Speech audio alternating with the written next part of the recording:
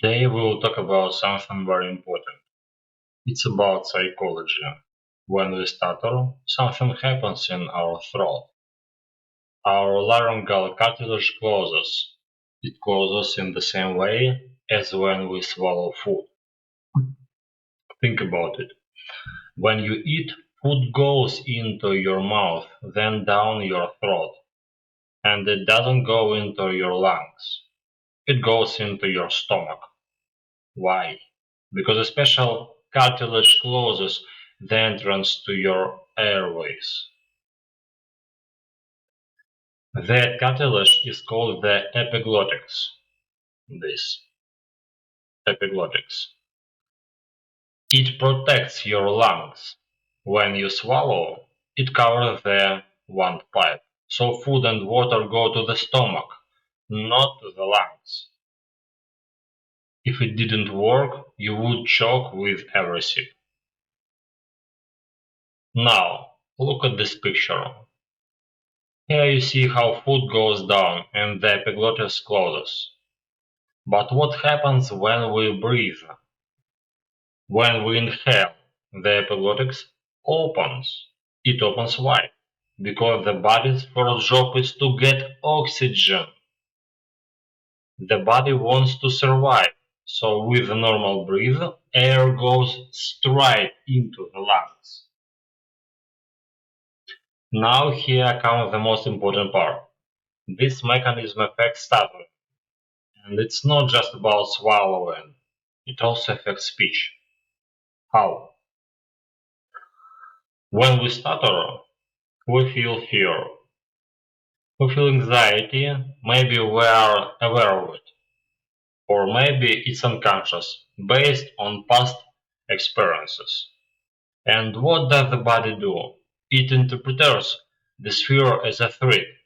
And it does one simple thing. It closes the epiglottis. Think of a caveman. You live in a cave. Suddenly, a saber-toothed tiger walks in. What is your first thought? Not, let's have a chat. Your only thought is to run. Your throat closes. You might even have a panic attack. That's normal in that situation for your organism. Now speech works in a similar way. Your body remembers all the times you stuttered before, hundreds, maybe thousands of times. So now, when you are about to speak, your brain says, it will happen again, and you feel helpless. This becomes a negative trigger, a reflex. It happens very fast, but the root is this: over time, you have developed a stuck reflex. And that reflex is active now. When you stutter, your throat closes either completely or partially. It closes completely, you cannot say a word. You may have seen this, or you have felt it yourself. When you are very afraid, you suddenly cannot speak. I just lightly close my epiglottis, and you see, my breath stops. No air in, no air out. I cannot stay like this for long, of course. Maximum 2 minutes without a breath, and I would pass out. I would die. Some people can hold their breath longer, up to 5 minutes, but that's not the point. The problem of stuttering is partially psychological. Your thoughts are negative because of past experiences, but there is also a physical side, of course. Because of psychology, we stutter not only in our mind, we also stutter in our body, with epiglottis too. The mind is the start, the body follows. For example, our speech muscles tighten, our lips press hard, our tongue pushes, our throat closes. Our chest feels tight. It's body, not just psychology.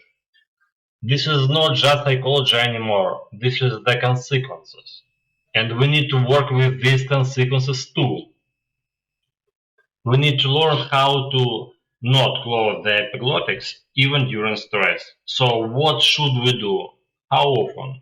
And what exercises? It's general questions for overcoming stuttering.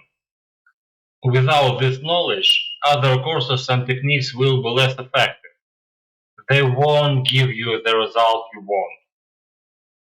What exactly you need to do to keep your epiglottis open, even in stressful moments, we cover in our full program. If you are currently taking another course, ask them this question. How can I speak without closing my throat, especially when I am anxious? If they cannot answer, you know where to find the real solution. Thank you for watching. If this made sense to you, please like and subscribe and leave a comment. I read everyone.